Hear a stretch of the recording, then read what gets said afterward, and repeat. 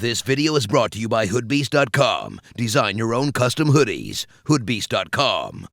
Growing up as kids, whether we like to admit it or not, many of us have dreamt of one day becoming professional basketball players in the NBA. The truth is, we have all had that phase in our childhood years in which we would not be able to control ourselves from yelling out "Kobe" right before throwing out the trash. However, there has also come a point in our lives when we are finally faced with the harsh reality that we weren't athletic enough to pursue such a career. So instead, we decided to watch as hundreds of NBA players from around the world continue to present us with outstanding performances on the NBA's courts and earn themselves millions and millions of dollars each and every year. Some of those NBA players demand some of the highest paying salaries in the sporting realm, but the Stephen Currys and LeBron James of the league don't earn as much of that money as you guys might think. In today's video, we will be taking a quick look into the world of NBA salaries and learn the shocking truth behind how much money NBA players really make. With all that being said, let's begin. Welcome to NBA Insider. Shows from the basketball, goes to the rim! If you're not on Hardwood Amino yet, you should definitely sign up now because I'll be doing a live Q&A podcast at 7:30 p.m. on Monday night along with NBA personal trainer Hex Fasihi, where we'll be answering your guys' questions live on the app. The download link will be in the description box down below.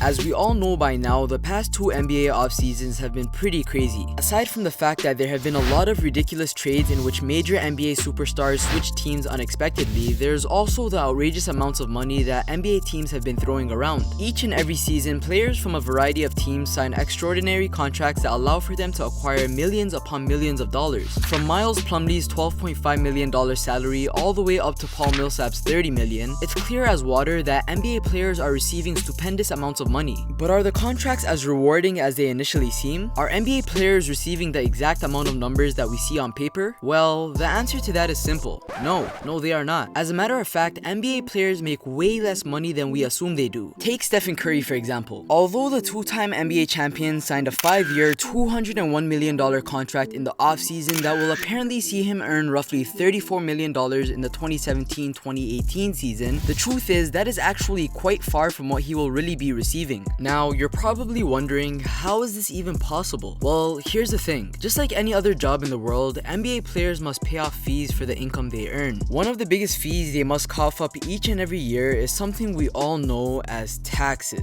Although talking about the crazy amounts of money players' contracts state on paper is fun, the players themselves come under the same rules as everyone else when it comes time to paying state and federal taxes. Living in certain parts of the United States, like Texas and Florida, means paying lower state taxes. On the other hand, if players sign to a team located somewhere such as Toronto and California, this can have a huge impact on their overall pay. Stephen Curry may have signed the richest contract in NBA history, but because he plays and lives in California, a state which has a 13.3% income tax rate, he will take home just about 44% of that salary. This isn't anywhere close to his net amount. Let's not forget that there are several other factors that affect just how much he will actually be taking home. Although taxes are indeed the biggest of them all, there is also the almost $1 million he will have to pay in agent fees, $18,000 to his 401k, and finally the yearly 10% escrow cut. Once he removes all of these expenses, he stands to make just over $15 million for the 2017 NBA season. That's literally half of what he's supposed to be making. Crazy, right? But don't get me wrong, it's not all that bad. At least for Curry, that is. He will most likely make up for most of the money he lost from his salary in endorsement deals. In 2016 alone, Forbes list estimated that he made roughly $35 million from those endorsements. Also, earning $15 million doesn't make him broke or anything. As a matter of fact, it's still an insane amount of money, but at the end of the day, it is still less than half of what his contract states he makes. By comparison, Houston Rockets star James Harden lives in Texas, which is one of 7 US states that have no income tax. This allows Harden to take home nearly as much money as Curry, even though he was paid more than $6 million less. So, in theory, even though Stephen Curry signed a massive $201 million contract, the truth is he will probably see closer to $90 million. In reality, this actually puts him as the third highest paid player in the NBA this season, behind others such as LeBron James and Paul Millsap. Speaking of LeBron James, the King is scheduled to make $33.2 million this season. Once again, a lot of money. But just like Stephen Curry, he is also earning about half his salary at $16.7 million. However, James signed a lifetime deal with Nike that will add another $1 billion to his bank account. He has been extremely smart in his business investments. He also recently cashed out on $30 million